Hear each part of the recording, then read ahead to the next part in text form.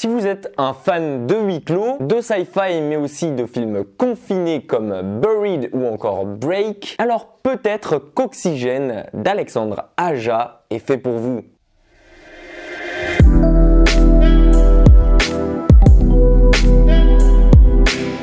Dans ce nouveau film du réalisateur émérite de La colline à des yeux, Dawns ou bien encore The Crawl, décidément un maître du suspense et de la tension, vous allez suivre le périple de Mélanie Laurent, alias Elisabeth Hansen, seul personnage prenant part à ce huis clos. Seule et hermétiquement enfermée dans un caisson cryogénique, elle s'est réveillée de son hyper-sommeil après que quelque chose à l'extérieur ait endommagé le caisson de sa capsule. Malheureusement pour elle, elle n'a aucun souvenir de qui elle était auparavant, ni même de ce qu'elle fait à l'intérieur de ce dernier, et il lui reste tout juste 35% d'oxygène, soit environ une quarantaine de minutes pour comprendre ce qui lui est arrivé. Car si elle n'agit pas très rapidement, elle sera définitivement condamnée à mourir asphyxiée. Comme seul compagnon de route, elle aura Milo, une intelligence artificielle dont la voix est prêtée par Mathieu Amalric, un autre acteur français que vous connaissez sûrement rien que de par sa filmographie ou pour son rôle dans Quantum of Solace. Le film alternera donc souvent entre les souvenirs d'Elisabeth, les visions provoquées par le manque d'oxygène et les passages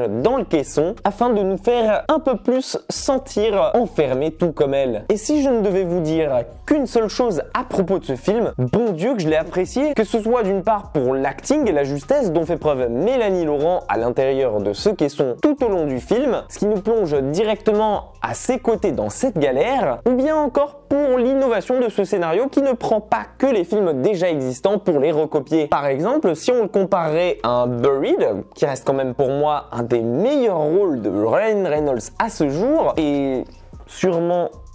l'un des films les plus cultes du huis clos, on pourrait ajouter un côté science-fiction et expérience scientifique dans le futur afin d'obtenir cet oxygène. Sans trop vous spoiler ici ou bien vous révéler son twist principal, Alexandre Aja fait encore preuve une fois de génie puisqu'il maîtrise ici son sujet de bout en bout, même si c'est un concept déjà vu, et il arrive à l'adapter parfaitement à sa sauce afin de le sublimer. L'ambiance, qu'elle soit sonore ou visuelle, est réussie, ce qui est très important puisque c'est à peu près tout ce qu'on aura dans un film se déroulant dans un caisson de moins de 2 mètres carrés d'espace. Stressant du début à la fin, prenant une impression de solitude rarement vécue auparavant, mélangeant paranoïa et vision pour encore plus nous plonger au cœur de cette folie, claustrophobe s'abstenir, cet Oxygène d'Alexandre Aja propose une expérience